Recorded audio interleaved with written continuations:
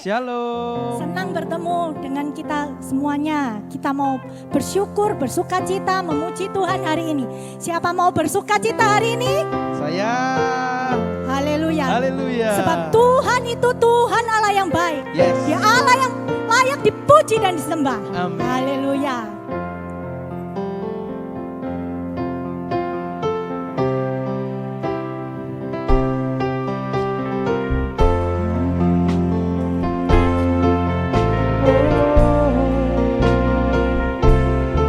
Mari katakan God is so good.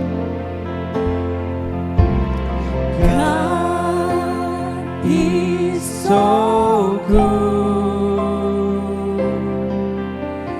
God is so good. God is so good. He's so good to me. Let's sing. God is so good. God is so good. God is so good.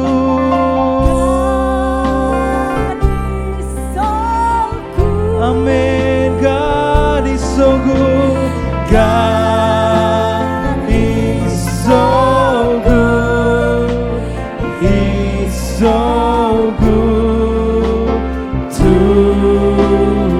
Percaya bahwa Allah itu baik. Mari sama-sama angkat tanganmu, katakan Allah itu baik. Allah itu baik. Itu baik. Allah itu baik. Dia baik buat saya. Allah itu baik. Allah itu baik. Terima kasih Tuhan. Itu baik. Oh, Allah itu baik. Dia baik buat saya. Dia baik. Dia baik buat saya. Dia baik. Dia baik buat saya. Haleluya. Terima kasih Kami bersyukur Bapa. Kami punya Allah yang luar biasa seperti Engkau Tuhan. Engkau Allah yang dapat kami andalkan. Engkau Allah yang dapat kami percayai Tuhan. Thank you Lord, thank you Lord. Saat kami mencari Engkau Tuhan, kami percaya, kami mendapatkan Engkau Tuhan. Kalau kami mencari Engkau dengan segenap hati kami Tuhan, Yes, Tuhan. kami akan mendapatkan Engkau Tuhan. Amin. Engkau berkenan ditemui Tuhan. Sebab kerinduan-Mu Tuhan untuk lebih mendekat kepada kami Tuhan. Melebihi kerinduan kami untuk dekat kepadamu Tuhan. Terima kasih Bapa. Bapa yang sungguh sangat baik. Bapa yang sungguh sangat mulia agung. Terima kasih Tuhan. Sungguh Tuhan, kami bersyukur Tuhan punya Bapa yang luar biasa seperti Engkau Tuhan. Terima kasih Tuhan, terima kasih Tuhan. Dahsyat dan ajaib Tuhan Engkau. Terima kasih Tuhan, kami bersyukur Bapa, kami bersyukur. Biarlah hati kami Tuhan selalu memuji-muji Engkau selalu Tuhan. Biarlah dari mulut kami Tuhan selalu keluar penyembahan Tuhan di hadapan-Mu Tuhan. Biarlah ini menjadi dupa yang menyenangkan hati-Mu Bapa. Terima kasih Bapa, terima kasih. Dalam nama Tuhan Yesus kami berdoa. Amin. Amin. Shalom adik-adik. Halo. Ada sukacita pagi hari ini. Amin. Yang bersukacita, yuk sama-sama berikan senyuman yang termanis buat Tuhan. Haleluya. Mari katakan, terima sukacita surga.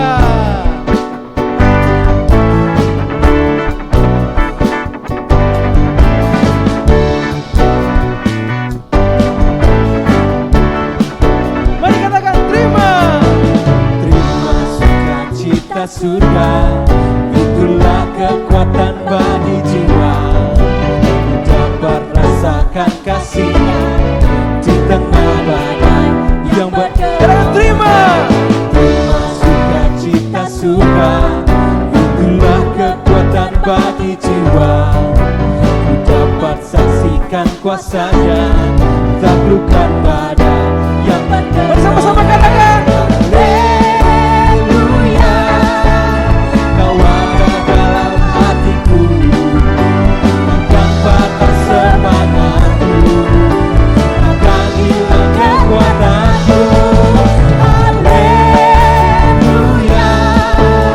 Ku mau bersorak bagimu, sukacita surga nyata penuhiku.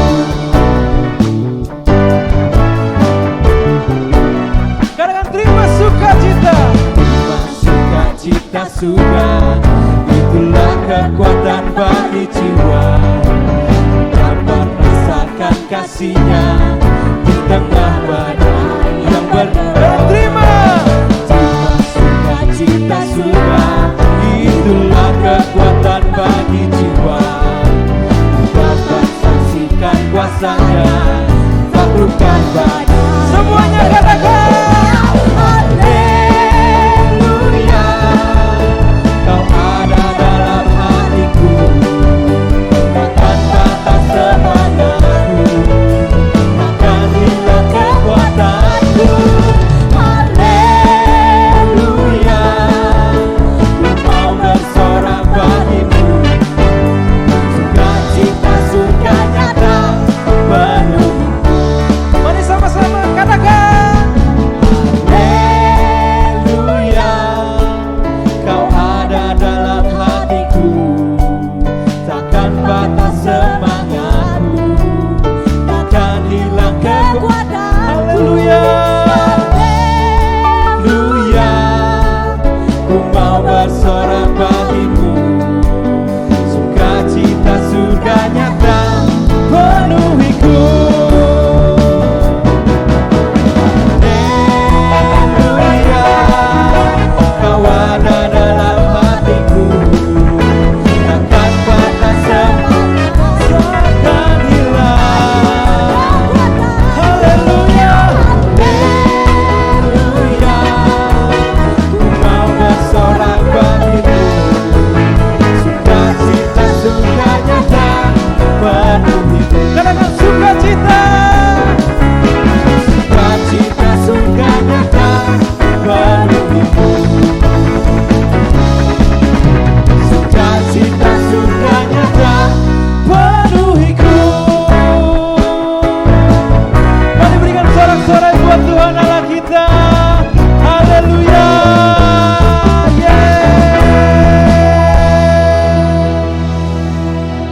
Adik-adik, hidup kita ini ya sudah ditentukan sama Tuhan, sudah digambar sama Tuhan. Dan Yes. apa yang digambar sama Tuhan itu selalu yang terbaik. Betul ya? Amin. Puji Tuhan.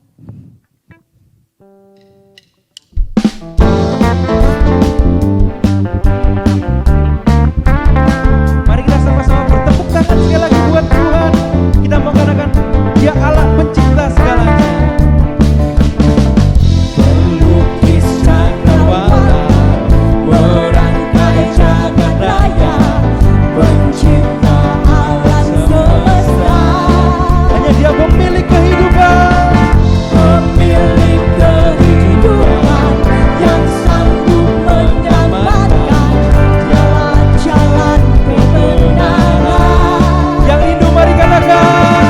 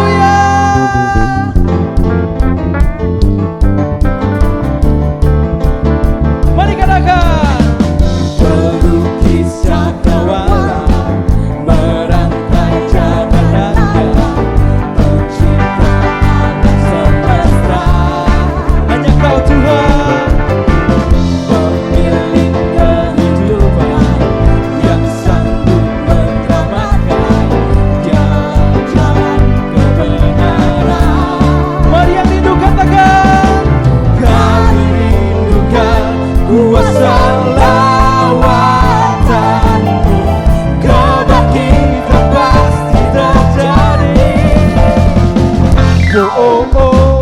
Datanglah dan bertata, kuat dan berkuasa, saat hati bersatu menaikkan pujian.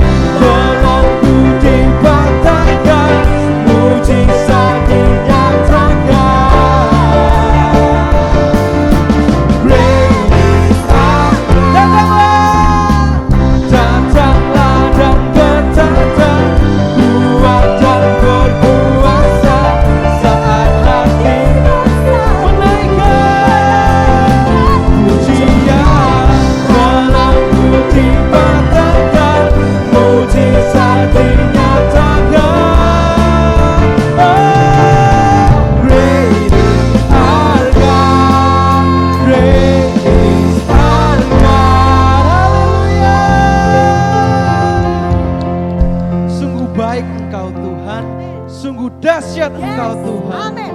Sebab itu pagi hari ini kami mau menyembah-Mu Tuhan. Kami bawa hati kami, hati yang rindu untuk semakin mendekat kepadamu, hati yang rindu untuk memperkenankan Engkau Tuhan.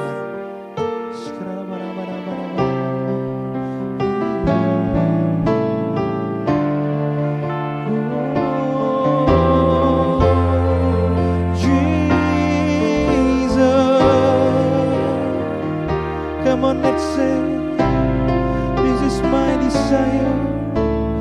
This is my desire to honor you, Lord, with all my heart I worship you.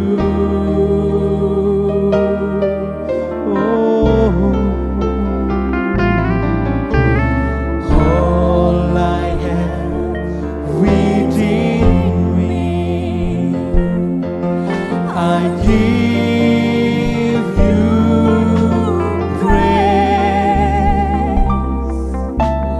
All that I adore is in you. Mari katakan dengan sungguh-sungguh, I give you my heart, Lord. Lord, I give you my heart. I give you my soul. I live for you alone. Every breath that I take, every moment. Oh, Lord, have your way in me.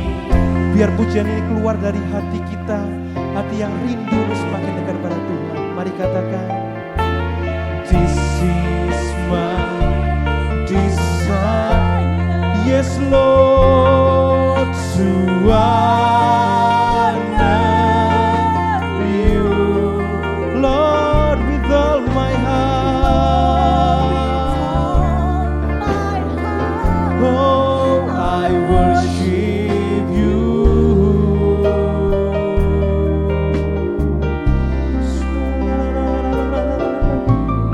All I have within, I give you praise.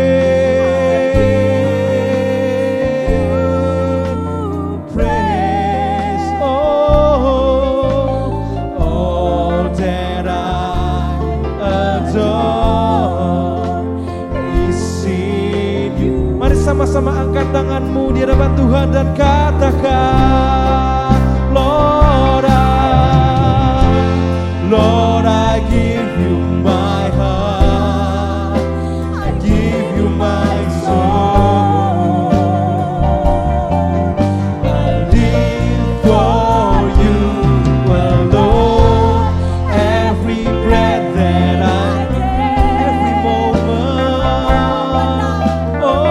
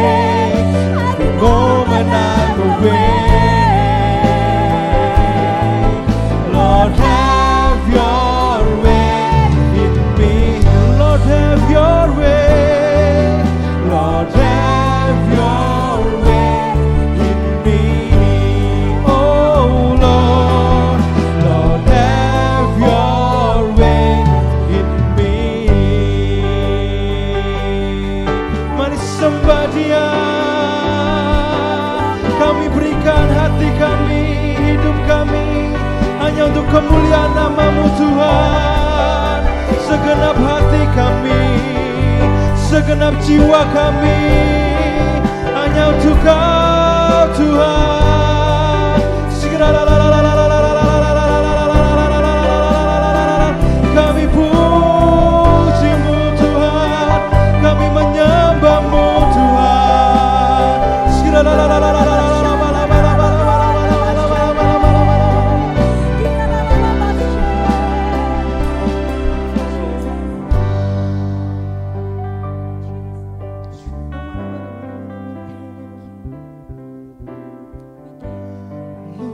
I give you my heart, I give you my soul.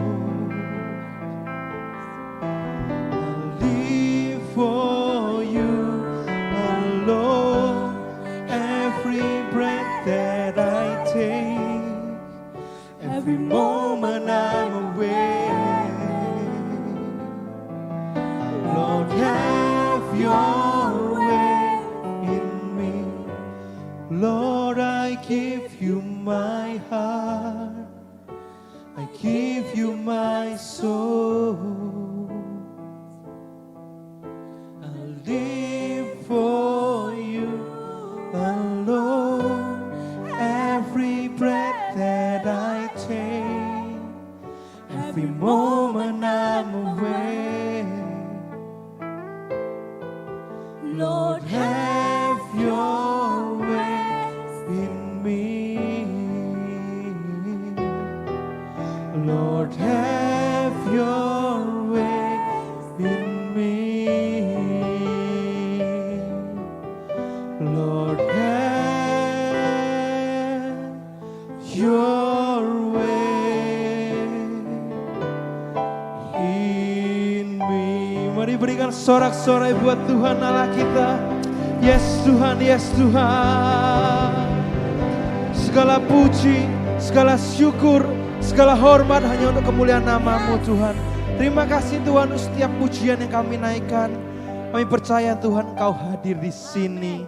Kau hadir di hati kami Tuhan. Saat ini tiba saatnya bagi kami untuk mendengarkan kebenaran firman-Mu Tuhan.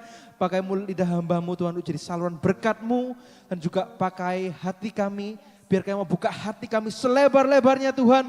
Untuk ditaburi kebenaran firman-Mu Tuhan. Supaya kami dapat mengerti dan melakukannya di dalam kehidupan kami. Terima kasih Tuhan. Kami sambut kebenaran firman-Mu hanya di dalam satu nama. Tuhan Yesus Kristus. Setiap kita yang siap untuk mendengarkan firman Tuhan, mari sama-sama katakan amin.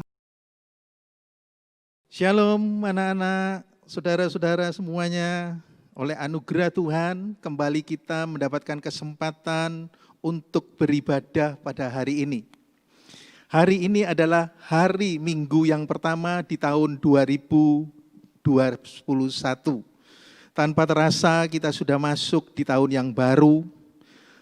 Dengan penuh sukacita, sekalipun kita meninggalkan tahun 2020 dengan banyak masalah, dengan banyak tekanan, dengan banyak ada beban dalam kehidupan, bahkan ada banyak kesulitan yang kita alami.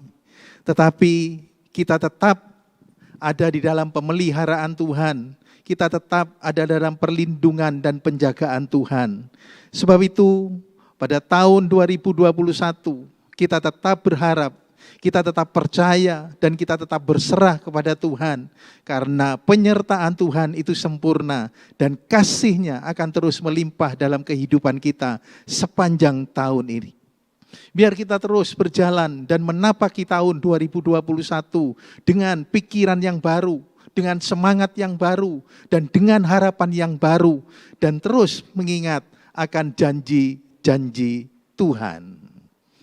Judul firman Tuhan pada pagi hari ini atau siang ini yaitu janji Tuhan. Kita baca ayat emasnya dari Mazmur 12 ayat yang ke-6. Janji Tuhan adalah janji yang murni, bagaikan perak yang teruji, 7 kali dimurnikan dalam dapur peleburan di tanah. Janji Tuhan itu adalah janji yang murni, Jadi artinya tidak ada campuran, betul-betul murni. Di dalam Amsal 30 ayat yang kelima dikatakan, Amsal 30 ayat yang kelima, semua firman Allah adalah murni. Ia adalah perisai bagi orang-orang yang berlindung kepadanya. Jadi dikatakan di dalam Amsal, firman Allah itu adalah murni dan menjadi perisai bagi orang yang berlindung kepadanya. Dan itu sudah Allah buktikan di dalam setiap kehidupan kita, di sepanjang tahun, bahkan di dalam sepanjang kehidupan kita. Firman Allah itu menjadi perisai dan perlindungan di dalam kehidupan kita. Kalau kita lihat janji Tuhan, kata janji itu berarti perkataan-perkataan yang menyatakan kesudian atau kesediaan hendak berbuat sesuatu. Itu tertulis di dalam KBBI atau Kamus Besar Bahasa Indonesia, seperti hendak memberi, hendak menolong, hendak datang, itu adalah janji, hendak bertemu dan sebagainya. Arti yang kedua, persetujuan antara dua pihak, yaitu yang berjanji dan yang menerima janji, hendak berbuat sesuatu. Dan yang ketiga, arti kata janji di dalam Kamus Besar Bahasa Indonesia itu merupakan syarat atau ketentuan yang harus dipenuhi. Jadi kata janji ada 3 arti di dalam bahasa Indonesia.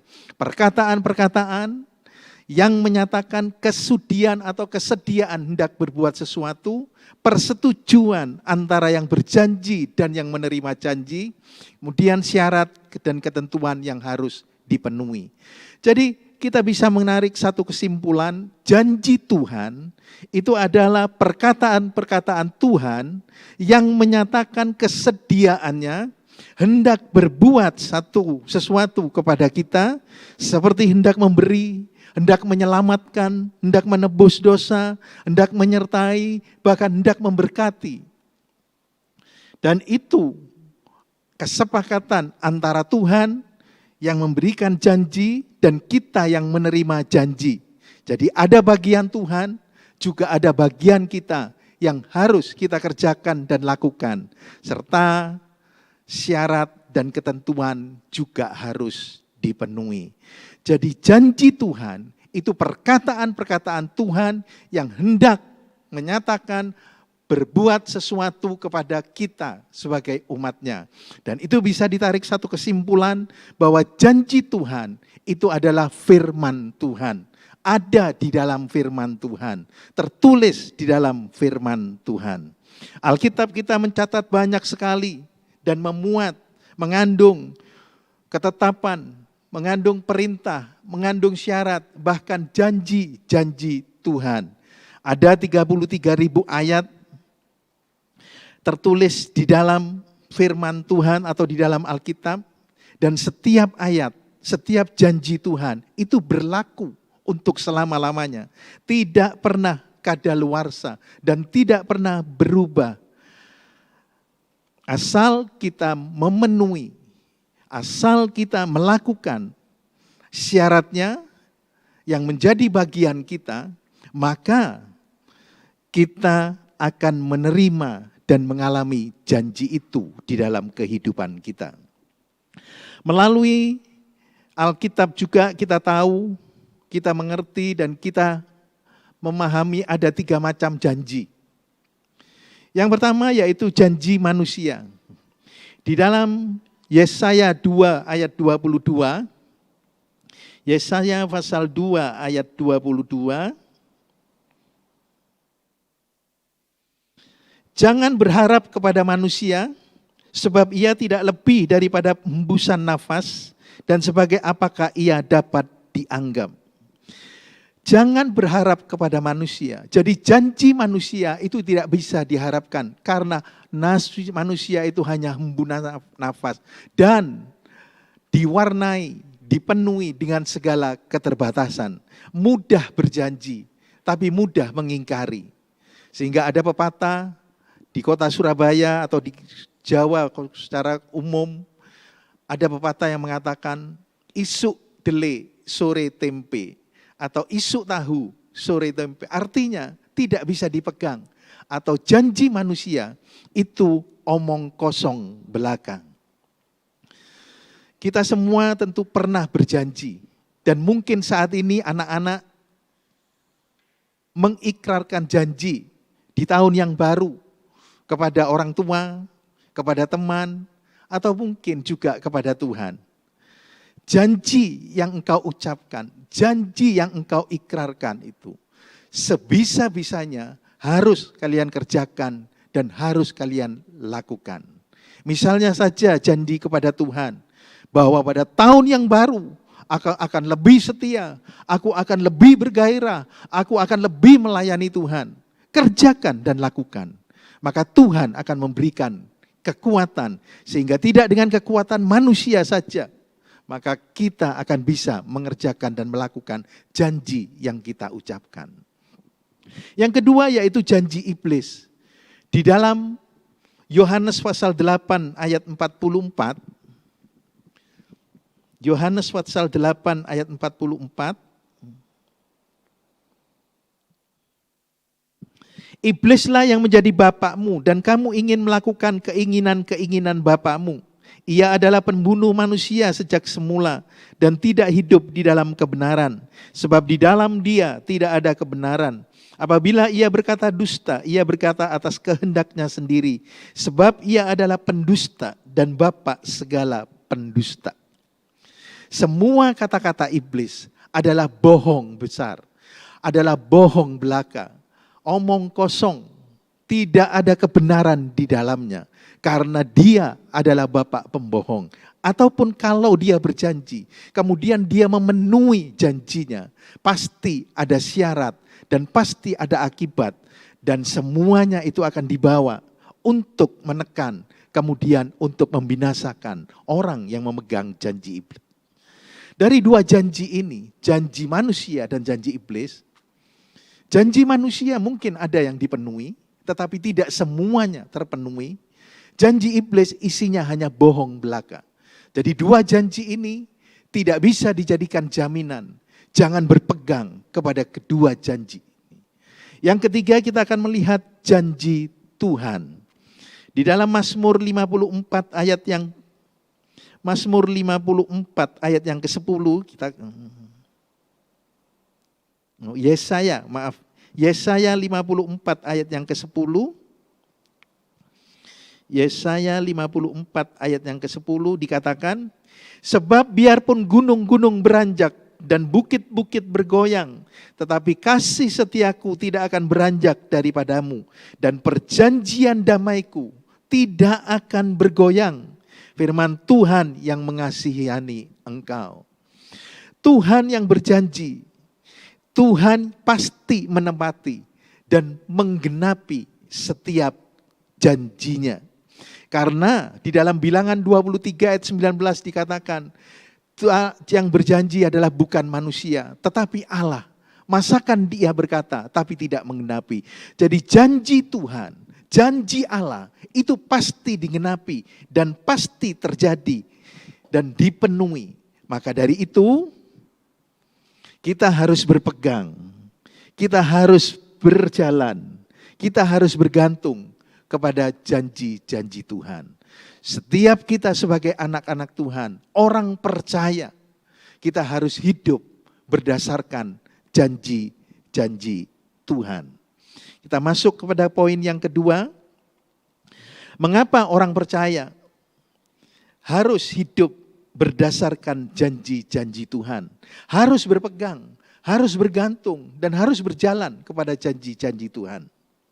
Bagi setiap orang percaya, bagi setiap kita, janji-janji Allah itu merupakan dasar hidup kekristenan kita. Dasar hidup kekristenan kita. Dasar hidup pengiringan kita kepada Tuhan. Di dalam Galatia 3 ayat 22 itu dikatakan, dan di dalam Habakuk 2 ayat yang keempat, bahwa orang benar itu harus hidup dengan iman. Orang benar itu hidup oleh percayanya. Orang benar itu hidup oleh iman. Yaitu iman akan janji-janji Tuhan. Dalam 2 Korintus 5 ayat yang ke-7 dikatakan bahwa hidup kita, hidup orang percaya bukan karena melihat, tetapi karena percaya akan janji-janji Tuhan. 2 Korintus 5 ayat 7, bukan karena melihat, tetapi berhidup karena percaya akan janji-janji Tuhan. Maka dari itu hidup orang percaya bukan bergantung kepada apa yang dilihat, apa yang bisa kita lihat, tetapi bergantung kepada janji-janji Tuhan. Bergantung dan percaya sepenuh kepada janji-janji Tuhan. Jangan hanya hidup dengan apa yang bisa kita lihat, tetapi justru yang tidak nampak itu membawa perkara-perkara besar di dalam kehidupan kita, yaitu janji-janji Tuhan. Maka setiap orang percaya harus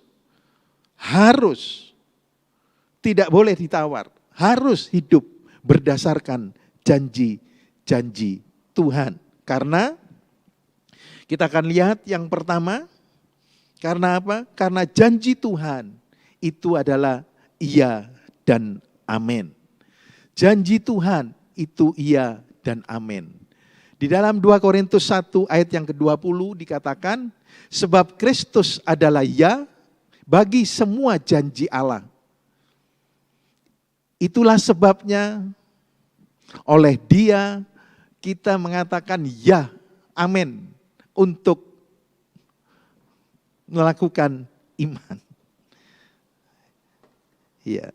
Jadi janji Tuhan itu adalah iya dan amin. Di dalam Yesaya 14 ayat 24, Yesaya 14 ayat 24, demikian firman Tuhan. Tuhan semesta alam telah bersumpah firman-Nya, sesungguhnya seperti yang kumaksud demikianlah akan terjadi, dan seperti yang kurancang demikianlah akan terlaksana. Jadi firman Tuhan dengan jelas mengatakan seperti yang kumaksud, seperti yang kurancang demikianlah akan terjadi. Ya dan amin. Artinya bukan mudah-mudahan, bukan moga-moga, tapi semua yang dijanjikannya, semua yang dikatakannya, semua yang direncanakannya, itu pasti terjadi, pasti digenapi, dan tidak ada yang gagal. Di dalam Mazmur 33 ayat 9 itu juga dikatakan seperti yang kurancang, maka semuanya itu akan jadi. Sekalipun ada yang langsung bisa kita terima dan nikmati, tetapi kadang-kadang juga ada yang membutuhkan waktu. Bahkan mungkin ada waktu yang cukup lama. Sebagai contoh kita bisa melihat di dalam Matius pasal 1 ayat 23, nubuatan tentang kelahiran Tuhan Yesus ke dalam dunia ini. Itu sudah dinubuatkan oleh Nabi Yesaya kurang lebih sekitar 700 tahun. Tapi baru setelah 700 tahun, setelah melewati masa yang sangat panjang, Yesus betul-betul hadir melalui seorang perawan. Itu ditulis di dalam Yesaya pasal 7 ayat yang ke-14. Pada zaman Raja Ahaz, nubuatan itu disampaikan. Sehingga sekarang kita barusan merayakan Natal, kelahiran Yesus. 700 tahun yang lalu, itu sudah dijanjikan. Dari sini kita bisa melihat, bukan karena waktu yang lama, tidak langsung terjadi. Kemudian Allah itu kesulitan untuk menepati janjinya. Tidak. Tetapi semua itu terjadi. Semua itu dikerjakan oleh Tuhan. Setiap janjinya itu berdasarkan waktunya Tuhan. Waktunya Allah yang menentukan. Di dalam Kejadian pasal 18 ayat 19 ayat 10 sampai 14. Kejadian 18 ayat 10 sampai 14. Itu tentang Abraham dan Sarah yang menantikan janji Allah tentang kelahiran seorang anak yang menjadi keturunannya. Bertahun-tahun bahkan berpuluh tahun Abraham dan Sarah menantikan penggenapan janji Tuhan itu. Dan Abraham dan Sarah tidak pernah goyah imannya. Bahkan Abraham berkata, sekalipun tidak ada yang mendukung, tidak ada yang menjanjikan atau nampak tanda-tanda akan kelahiran seorang anak. Tetapi Abraham tetap menguatkan imannya kepada Allah terhadap janji yang disampaikan oleh Tuhan. Sehingga akhirnya sampai pada Kejadian 17 ayat 17, Allah kemudian berjanji lagi kepada Abraham saat bertemu dengan Abraham, dan dia berkata bahwa tahun depan Sarah akan melahirkan seorang anak. Waktu Allah berkata seperti itu, Sarah dari dalam kemah mendengar dan dia tertawa dalam hatinya. Bagaimana mungkin kita sudah nenek-nenek dan bahkan jadi kakek-kakek.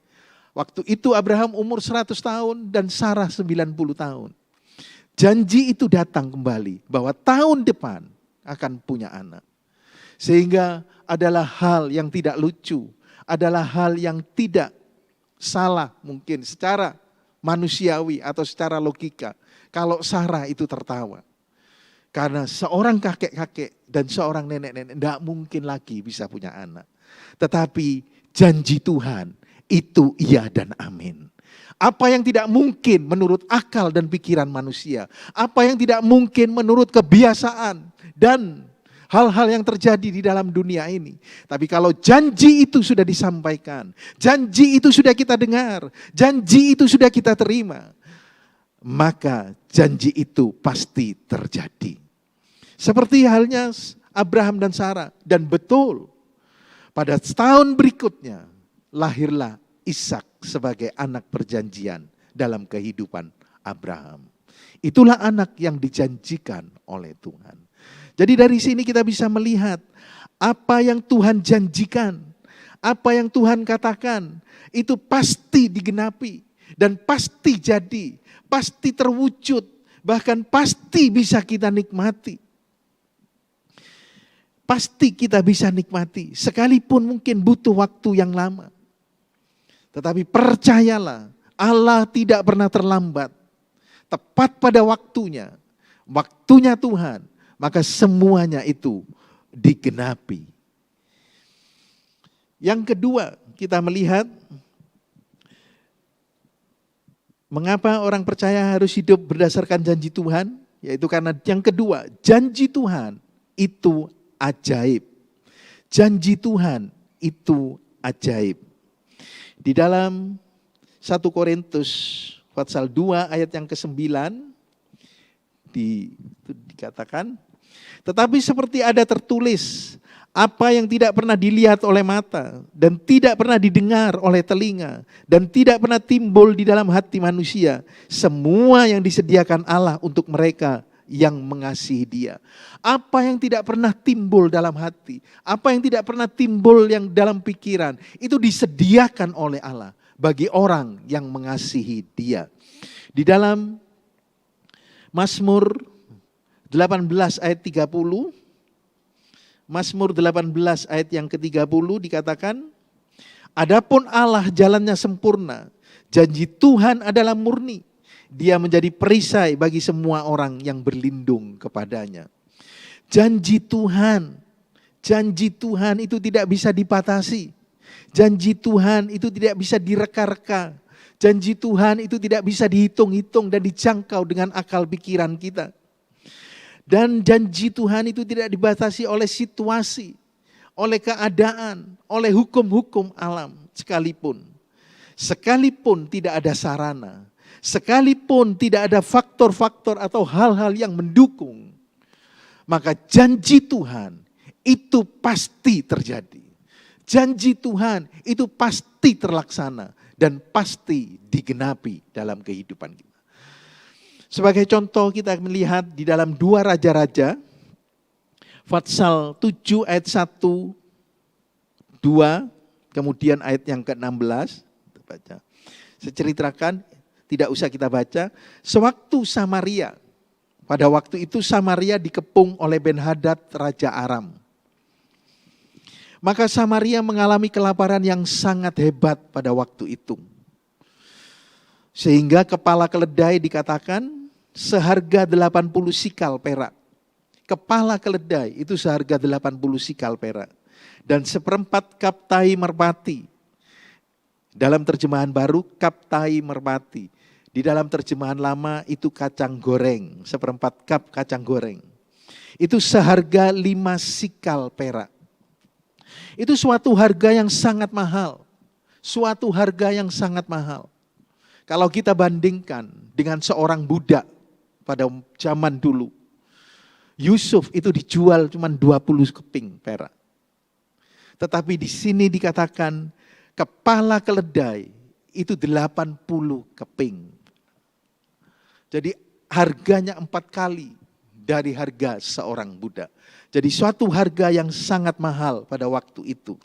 Dan semua itu terjadi karena Samaria pada waktu itu dikepung dengan sangat rapat oleh Ben-Hadad. Sehingga terjadi betul-betul kelaparan yang sangat-sangat menyiksa dan mengerikan orang-orang pada saat itu.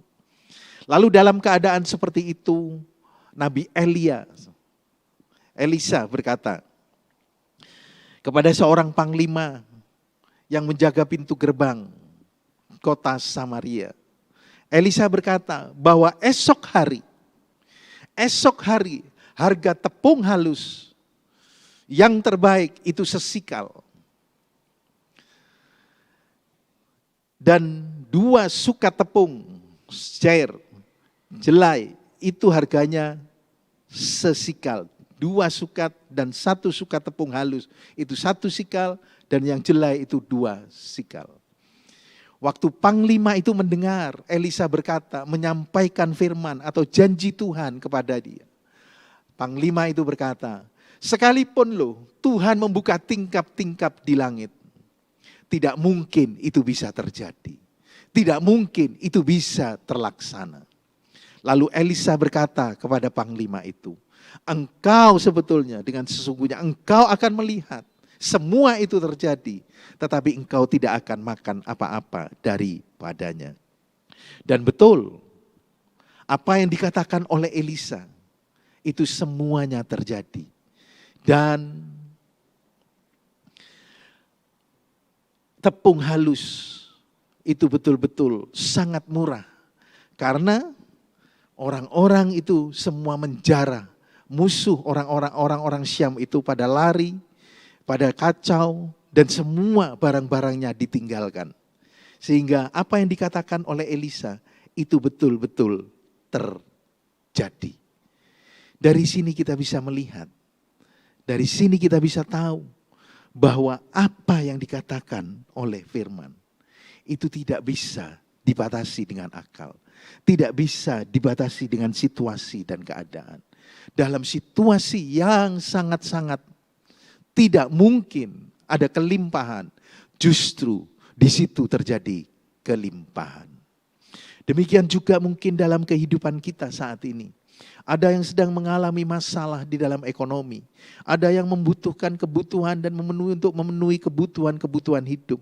Baik untuk kebutuhan sekolah, untuk kebutuhan makan, ekonomi. Percayalah. Sekalipun situasi dan kondisi tidak memungkinkan seperti saat ini. Dalam masa pandemi, semua serba sulit dan sukar.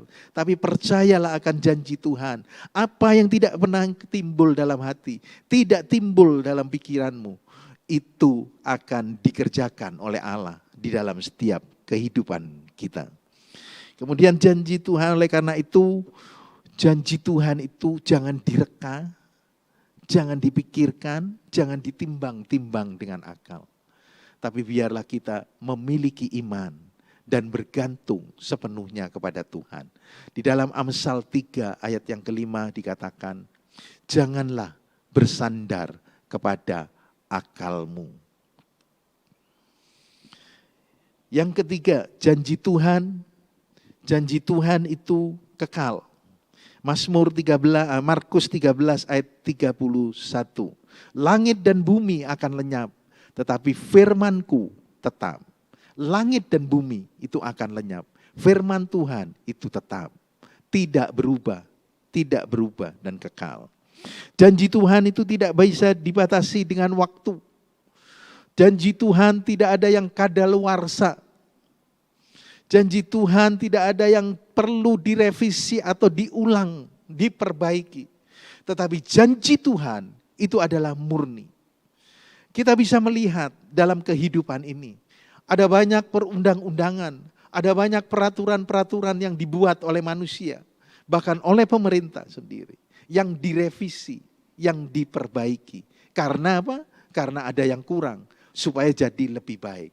Tetapi janji Tuhan dari dulu, sekarang, bahkan sampai selama-lamanya, itu tidak perlu direvisi dan tidak perlu diperbaiki. Sehingga janji Tuhan itu kekal.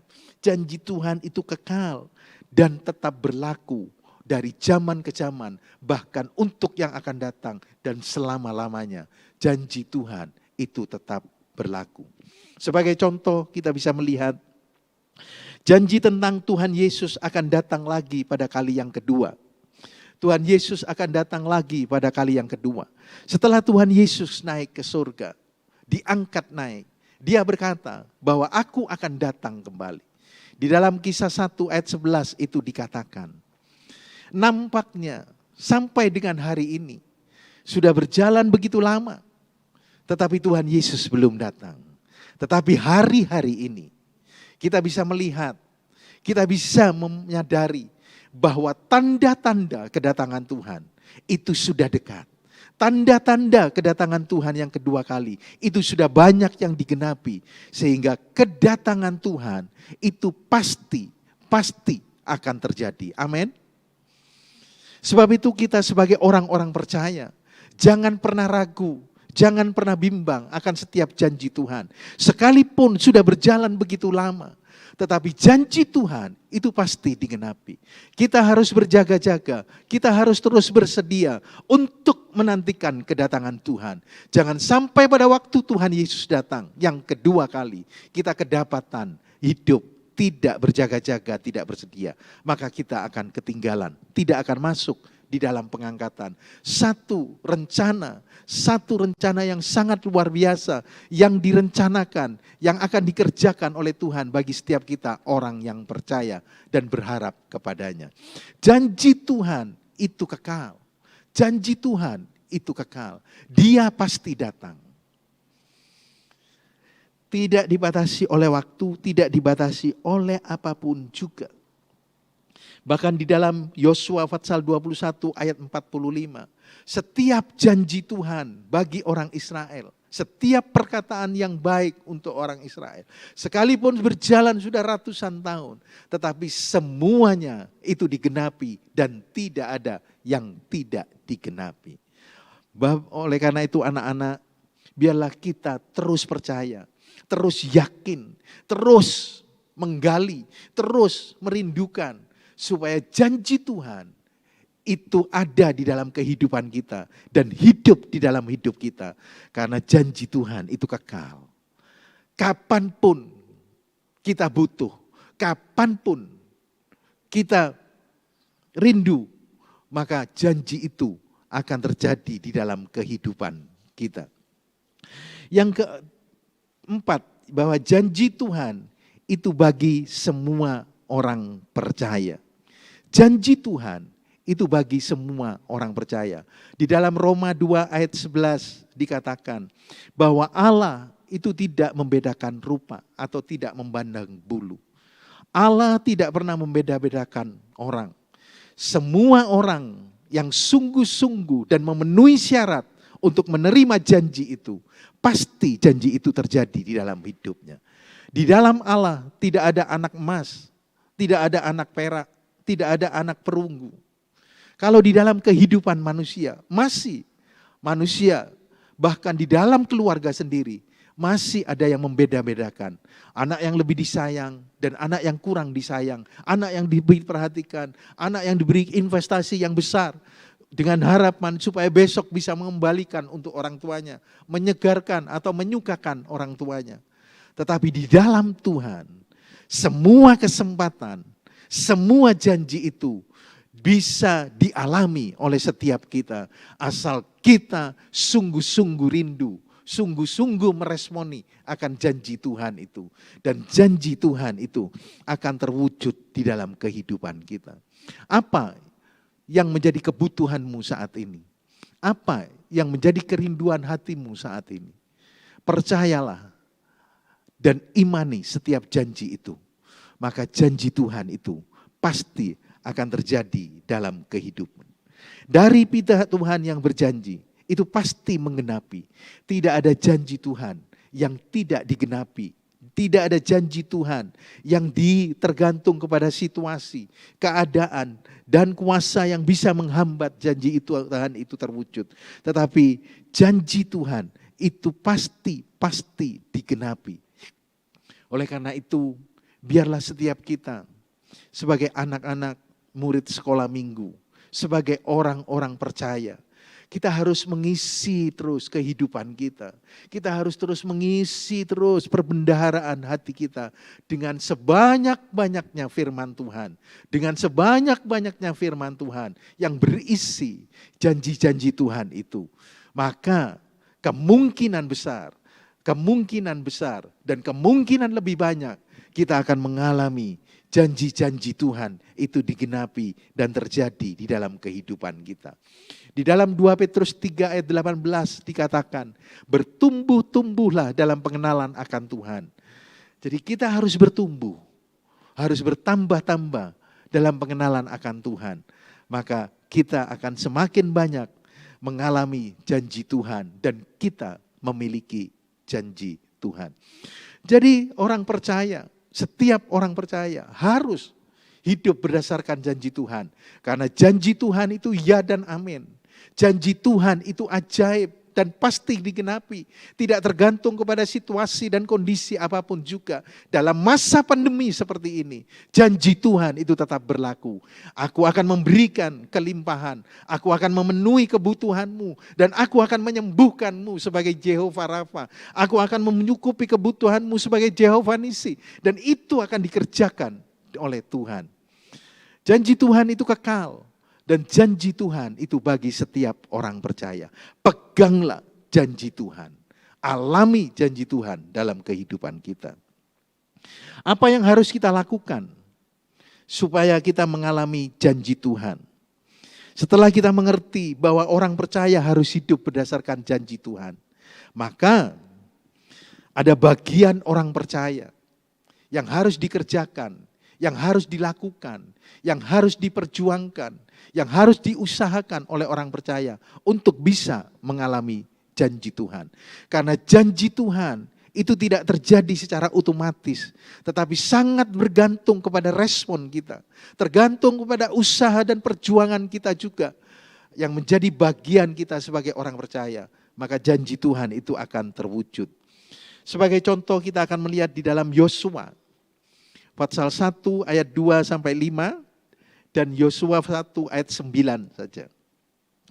Di dalam Yosua 1 ayat 2 sampai 5 itu adalah janji Tuhan yang diberikan oleh Tuhan kepada Yosua. Dan di dalam Yosua 1 ayat 9, apa janji Tuhan yang harus Yosua lakukan untuk menerima penggenapan janji Tuhan itu di dalam hidupnya. Pada mulanya Yosua ini adalah pembantu atau bujangnya dari Musa. Setelah Musa mati, maka Tuhan mengangkat Yosua sebagai pengganti Musa untuk memimpin, untuk membawa umat Tuhan masuk ke negeri perjanjian. Dan Tuhan memberikan janji yang sangat luar biasa kepada Yosua, bahwa setiap tapak kakimu itu akan menjadi milikmu. Aku tidak akan meninggalkan engkau. Aku tidak akan membiarkan engkau. Bahkan tidak akan ada orang yang sanggup berdiri di hadapanmu. Janji yang sangat luar biasa yang disampaikan oleh Tuhan kepada Yosua. Dan semua janji itu digenapi dalam kehidupan Yosua. Mengapa? Karena Yosua mengerjakan dan melakukan janji itu dengan tepat dan sesuai dengan apa yang diperintahkan oleh Tuhan. Yosua berhasil membawa seluruh umat Israel masuk ke negeri perjanjian atau Kanaan. Bahkan semua musuh-musuhnya dikalahkan, dihancurkan oleh Yosua. Jadi ada bagian Allah dan ada bagian kita yang harus kita kerjakan, yang harus kita lakukan untuk mengalami penggenapan janji Tuhan. Apa yang dikerjakan oleh Yosua sehingga Yosua mengalami penggenapan janji Tuhan, itu juga menjadi hal yang harus kita kerjakan sebagai orang percaya supaya kita juga bisa mengalami penggenapan janji Tuhan itu di dalam kehidupan kita. Yang pertama yang dikerjakan, yang dilakukan oleh Yosua berdasarkan Yosua 1 ayat 2 sampai 10, maka yang pertama, jadilah perwira dan perkasa. Di dalam Yosua 1 ayat yang ke-6, itu ayatnya ditulis, jadilah perwira dan perkasa, itu di dalam terjemahan lama. Orang artinya orang yang berani, perwira dan perkasa itu artinya orang yang berani, yang tidak takut menghadapi peperangan, yang tidak gentar terhadap ancaman, dan yang tidak goyah terhadap tekanan, tidak putus asa, tidak mudah kecewa, dan juga tidak mudah tawar hati, bahkan pahit hatinya. Ini merupakan hal yang sangat penting dalam kehidupan setiap orang percaya. Manakala ada tekanan, ada peperangan, ada pergumulan, kita tidak boleh tawar hati. Kita tidak boleh putus asa. Karena pada saat hati kita tawar, maka kita akan menjadi lemah. Dan pada akhirnya kita akan mengalami kekalahan. Amsal 24 ayat yang ke-10. Dan itu yang dikerjakan oleh Yosua. Dan itu yang dijanjikan, yang diperintahkan oleh Tuhan kepada Yosua. Hendaklah engkau perwira dan perkasa. Demikian juga pada saat ini. Anak-anak, hendaklah engkau perwira dan perkasa. Jangan pernah takut dengan situasi dan keadaan yang sedang melanda di negeri kita. Di sekitar kita, dalam lingkungan kita, dalam keluarga kita, mungkin ekonomi kita. Kebutuhan-kebutuhan kita yang belum terpenuhi atau belum tercapai dan belum tercukupi. Hendaklah engkau perwira dan perkasa. Jangan pernah putus asa. Tetaplah harap, tetaplah kuat, tetaplah berperang dan berusaha.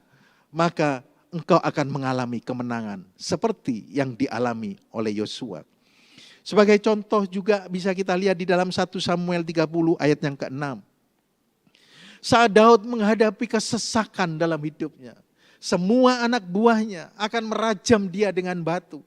Pada waktu itu, karena anak-anak daripada dan istri dari orang-orangnya, anak buahnya itu ditawan. Ditawan oleh musuh. Dan kesalahan, beban itu diberikan, ditujukan kepada Daud sebagai seorang pemimpin. Pada waktu Daud mengalami hal yang seperti itu, apa yang dikerjakan oleh Daud? Dia tidak tangis dan berteriak-teriak. Dia tidak mengolok-olok dan tidak mengata-ngatai Tuhan. Mengapa engkau tidak melindungi aku? Tetapi Daud mempertetapkan hatinya. Menguatkan kepercayaannya kepada Tuhan. Artinya Daud bersikap sebagai seorang perwira dan perkasa. Maka pada akhirnya semua yang ditawan oleh musuh itu akhirnya bisa dibawa kembali oleh Daud. Karena Daud mengerjakan, melakukan sesuai dengan perintah daripada Tuhan. Demikian juga dengan Yosua, bahkan juga dengan setiap kita. Oleh karena itu jadilah perwira dan perkasa dengan menguatkan hati, dengan meneguhkan hati, serta melakukan janji Tuhan dengan keyakinan yang penuh. Maka kemenangan itu pasti menjadi bagian dalam hidup kita. Yang kedua, jangan menyimpang ke kanan ataupun ke kiri. Di dalam Yosua pasal 1 ayat yang ke-7. Ini adalah perintah yang harus dikerjakan oleh Yosua. Jangan menyimpang ke kanan ke kiri, artinya terus berjalan di dalam kebenaran. terus berjalan di dalam kekudusan, tidak hidup atau berjalan di dalam dosa, bahkan tidak hanyut dan tidak terseret di dalam arus dunia. Kalau sekarang bisa seringkali kita dengar dalam pemberitaan firman Tuhan, tidak miring ke kiri ataupun ke kanan. Itu artinya berjalan di dalam kebenaran, terus dipimpin oleh Roh dan berjalan di dalam Roh. Galatia 5 ayat 16. Tidak ikut arus dosa dan memiliki prinsip yang kuat, memiliki prinsip yang teguh untuk terus tegak dan kokoh di dalam kebenaran. Anak-anak miliki prinsip yang kuat dan kokoh dalam kebenaran. Engkau akan melihat penyertaan kuasa Tuhan dinyatakan dalam hidupmu. Jangan mudah hanyut dalam tawaran-tawaran dosa. Jangan mudah hanyut dalam ajakan-ajakan untuk meninggalkan ibadah. Khususnya dalam ibadah sekolah minggu. Sediakan waktu, sediakan hatimu, dan sediakan semangatmu, harapanmu untuk ketemu dengan Tuhan. Maka engkau akan menjadi orang yang kuat dan orang yang berkemenangan. Di dalam Kejadian pasal 6 ayat 8 dan 9 sebagai contoh. Nuh pada waktu itu hidup di tengah-tengah dosa. Zaman yang sangat rusak. Semua orang berdosa. Semua melakukan perkara-perkara dosa. Tetapi Nuh punya prinsip yang teguh. Yaitu Nuh tetap hidup dekat dengan Tuhan. Nuh tetap bergaul dengan Tuhan. Sehingga Tuhan memberikan rekomendasi. Nuh mendapatkan kasih karuniaku. Juga dalam kehidupan kita. Miliki kehidupan Nuh dalam hidup kita. Yaitu untuk terus bergaul. Untuk terus dekat dengan Tuhan. Maka sekalipun dunia menjadi rusak. Sekalipun dunia bergoncang. Sekalipun semuanya berubah. Kita tetap memiliki Allah yang tidak pernah berubah. Dan firman itu tetap kekal. Tetap terjadi. Ya dan amin dalam kehidupan kita. Akhirnya apa? Nuh betul-betul menerima janji keselamatan yang diberikan oleh Allah kepadanya. Seisi keluarganya menerima keselamatan karena maksud di dalam bahteranya Tuhan. Ini sangat luar biasa. Dan seringkali juga kita dengar, kita lihat di dalam kehidupan kita. Tentunya setiap kita anak-anak pernah lihat kereta api. Kalau kereta api itu berjalan di atas rel, maka kereta api itu akan sampai tujuannya. Di stasiun-stasiun dia akan mencapai dan singgah. Demikian juga dengan kita. Kalau kita terus berjalan di relnya Tuhan, maka stasiun-stasiun sukacita, stasiun-stasiun kelimpahan, stasiun kedamai sejahtera, itu akan kita nikmati dan kita alami dalam hidup ini. Jangan miring ke kiri, jangan miring ke kanan, tetapi biarlah engkau dan saya terus berjalan lurus ke depan di atas kebenaran firman. Dan engkau akan melihat kemenangan-kemenangan itu terjadi di dalam kehidupan kita. Yang ketiga, apa yang dikerjakan, yang harus dilakukan oleh Yosua dan oleh kita untuk mengalami janji Tuhan. Yang ketiga yaitu merenungkan, memperkatakan janji firman Tuhan itu di dalam mulut kita. Hendaklah engkau memperkatakan, maka engkau akan beruntung. Kita renung-renungkan firman Tuhan. Artinya setiap saat, setiap waktu, pikiran kita, hati kita terus bertaut dengan Tuhan. Terus merenungkan apa yang Tuhan katakan, apa yang Tuhan janjikan, apa yang Tuhan inginkan, apa yang Tuhan perintahkan dalam hidup kita. Kalau itu kita kerjakan dalam kehidupan kita, kalau itu kita lakukan di dalam kehidupan kita, maka itu akan membawa dampak perubahan dalam setiap kehidupan kita. Itu akan membawa dampak dalam hidup kita. Sehingga setiap perkataan yang kita keluarkan, setiap perkataan yang kita ucapkan, itu selalu cocok dengan firman. Itu selalu cocok dengan firman. Maka perkataan-perkataan kita itu akan menjadi berkat bagi banyak orang yang mendengarnya. Bahkan dalam tindakan-tindakan, dalam karakter kita, dalam cara-cara berpakaian kita. Itu akan mengubahkan kalau kita merenung-renungkan firman. Tidak akan mau lagi pakai pakaian-pakaian yang tidak sopan. Pakaian-pakaian yang tidak senonoh. Pakaian-pakaian sundal itu jangan dipakai lagi dalam hidupmu. Khususnya untuk anak-anak yang perempuan. Jangan ikut mode. Jangan ikut mode yang kelihatannya bagus, yang kelihatannya indah, yang kelihatannya disukai oleh banyak orang. Tetapi kita tetap harus punya prinsip. Kalau tidak cocok dengan firman, itu buang, lalukan dari kehidupanmu. Maka engkau akan menjadi orang yang berkenan kepada Tuhan. Isi terus hidup ini dan renungkan firman Tuhan seperti Daud di dalam Mazmur 1 ayat 1 sampai 3. Daud terus merenungkan firman Tuhan sehingga Daud terus diberkati sepanjang umur hidupnya. Yang keempat, yaitu lakukan tindakan. Di dalam Yosua pasal 1 ayat 10, setelah kita menjadi perwira dan perkasa, setelah kita dengan menguatkan dan meneguhkan hati, hidup di dalam kebenaran, hidup di dalam kekudusan dengan tidak miring ke kiri ataupun ke kanan, dan lalu merenung-renungkan firman Tuhan di dalam kehidupan kita, maka akan timbul iman. Iman timbul karena pendengaran akan firman. Iman timbul akan pendengaran firman Tuhan. Iman tidak timbul berdasarkan tontonan. Iman tidak timbul berdasarkan berita-berita dalam dunia ini. Tetapi iman timbul karena pendengaran firman Tuhan. Dalam Roma 10 ayat 17 itu dikatakan. Jadi saat kita sudah itu, setelah iman kita timbul, kita harus melakukan tindakan. Bagian kita selanjutnya yaitu melakukan tindakan. Jangan jadi pasif, jadi orang pasif. Kamu atau jadi orang yang malas. Tapi harus rajin. Harus rajin. Karena iman tanpa perbuatan itu adalah mati. Yakobus 1 ayat Yakobus 2 ayat 17. Yakobus 2 ayat 17. Iman tanpa perbuatan itu akan mati. Maka dari itu kita akan meraih kemenangan yang besar dan kita akan mengalami janji Tuhan dalam kehidupan kita. Yaitu setelah iman kita timbul, kita lakukan tindakan dan kita akan memetik kemenangan itu menjadi bagian dalam kehidupan kita. Itu yang dikerjakan oleh Yosua dan itu juga harus kita lakukan di dalam kehidupan kita. Anak-anak, mungkin saat ini engkau sedang sakit atau ada orang tuamu yang sakit, mungkin ada kerabatmu yang sakit, atau mungkin saat ini engkau sedang membutuhkan kebutuhan-kebutuhan dalam hidupmu.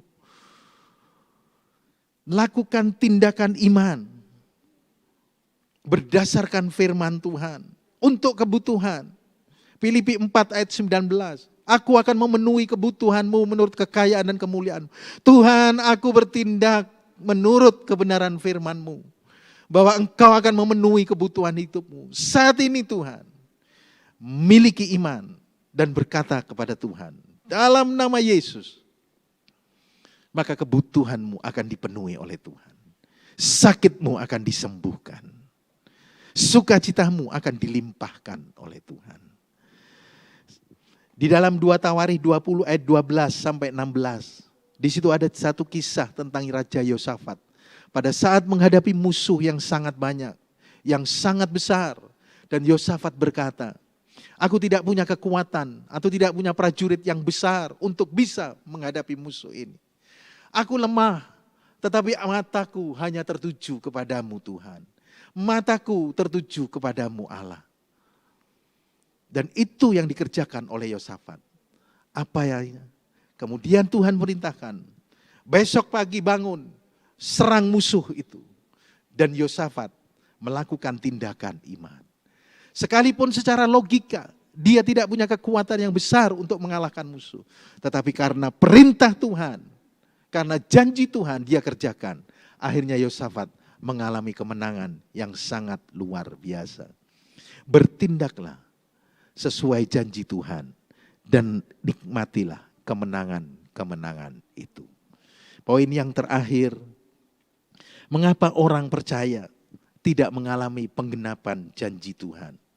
Ada orang percaya yang mengalami penggenapan, tetapi ada orang yang mengaku orang percaya, tetapi tidak mengalami janji Tuhan. Karena apa? Karena tidak memenuhi syarat dan ketentuan yang diberikan oleh Tuhan. Seperti sekarang di toko-toko atau di mal-mal ada banyak ditawarkan tentang penawaran bonus, hadiah atas sesuatu barang. Bonus dan hadiah diberikan gratis, tetapi tidak bisa didapat dengan gratis. Untuk mendapatkan bonus dan hadiah itu, orang itu harus membeli produknya atau barangnya. Baru dia akan membawa bonus atau hadiahnya. Demikian juga dengan Tuhan. Janji Tuhan itu akan kita alami kalau kita mengerjakan dan melakukan apa yang menjadi bagian kita. Orang yang tidak mengalami karena tidak mengerjakan bagiannya dalam hidupnya untuk meraih janji itu. Jadi orang percaya yang tidak mengalami janji Tuhan, yaitu karena tidak mengerjakan bagiannya. Yang pertama, karena hidup di dalam dosa. Tidak hidup di dalam kekudusan. Jalannya miring ke kiri atau ke kanan. Yesaya 59 ayat 1 dan 2. Buang dosa. Buang, kuduskan hatimu. Kuduskan pikiranmu. Jangan ada pikiran yang kotor. Tahun 2020 harus kita tinggalkan. Mungkin tahun yang lalu masih ada sisa-sisa pikiran-pikiran atau angan-angan yang kotor, keji, cabul. Buang, lepaskan. Kemudian yang kedua, tidak mengimani janji Tuhan. Janji Tuhan itu harus diimani. Iman tanpa perbuatan itu tidak akan mendapatkan atau membuahkan apa-apa. Dan yang ketiga, karena tidak bergaul erat dengan Tuhan sebagai seorang anak dengan Bapa. Seperti yang dikerjakan oleh Nuh, seperti yang dikerjakan oleh Daud. Dia punya pergaulan yang sangat erat dengan Tuhan, sehingga dia mengalami janji Tuhan. Kesimpulannya, janji Tuhan bagi kita adalah iya dan amin. Janji Tuhan bagi kita adalah iya dan amin. Pasti digenapi dan kekal. Sebab itu hiduplah, berjalanlah, bergantunglah, berpeganglah kepada setiap janji Tuhan. Kita akan masuk dalam doa. Kita naikkan satu pujian.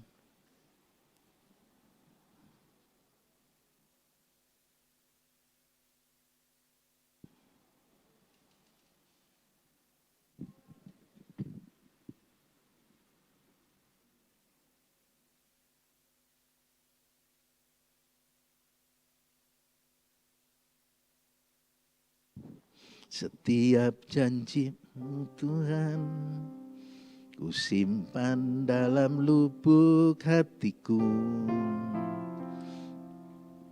Lewati setiap masa, tiap tetesan air mata dalam hidupku.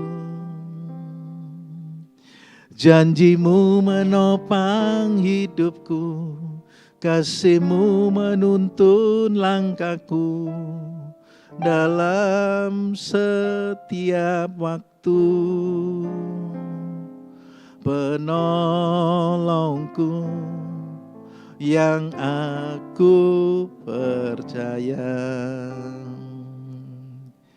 Terima kasih buat kasih, terima kasih. Penyertaan-Mu sempurna, janji-Mu tak pernah terlambat menolongku.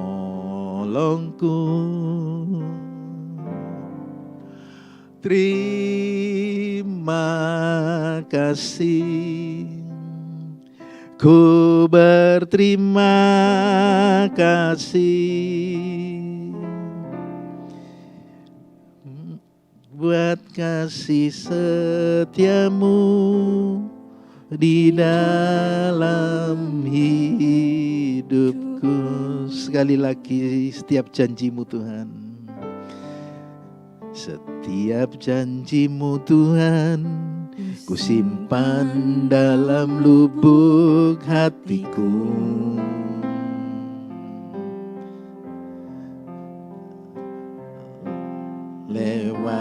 setiap masa, setetes air mata dalam hidupku.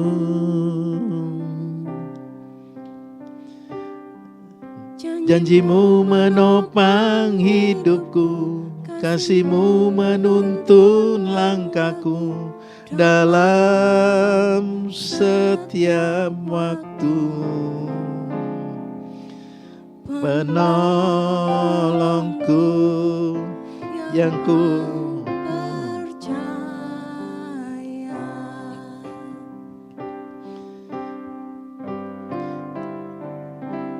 Terima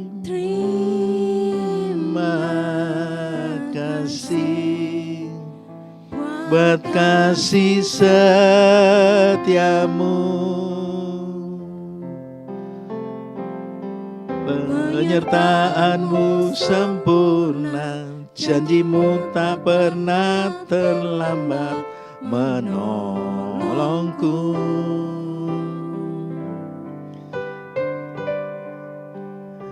Terima kasih buat kasih setiamu,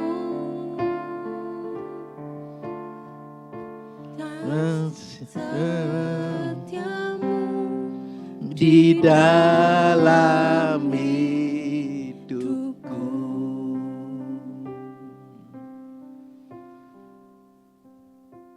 Terima kasih Tuhan. Pada minggu yang pertama di tahun yang baru, kami menerima janji-Mu Tuhan. Kami menerima firman-Mu yang harus kami kerjakan, yang harus kami lakukan di dalam tahun ini, sepanjang umur hidup kami. Karena firman-Mu itu ya dan amin. Firman-Mu itu ajaib, firman-Mu itu kekal, dan firman-Mu itu bagi kita semua, Tuhan. Kami percaya dan kami mau mengerjakan dan memegang firman-Mu Tuhan di sepanjang tahun 2021 ini, bahkan seumur hidup kami. Karena itu membuat kami beruntung. Karena itu membuat kami mengalami janji-janji-Mu tergenapi dalam hidup kami. Sehingga hidup kami aman, hidup kami terjamin, bahkan hidup kami akan tetap terpelihara di dalam Engkau. Tidak ada situasi dan kondisi apapun juga, keadaan atau kuasa yang dapat menghambat penggenapan janji-Mu. Kami mau berpegang terus kepada janji-Mu Tuhan. Kami mau terus berpegang dan hidup berjalan bergantung kepada janji-Mu. Terima kasih Tuhan. Terima kasih Tuhan. Terima kasih.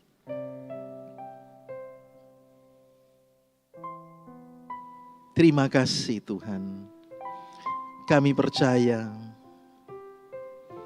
Kami percaya di dalam Engkau kami aman dan terpelihara untuk seterusnya dan selama-lamanya. Terima kasih Tuhan, terima kasih. Dan kami akan mengerjakan, melakukan firman-Mu dalam kehidupan kami. Sehingga setiap janji-Mu itu tergenapi dan kami alami. Angkat kedua tangan-Mu dan terimalah berkat.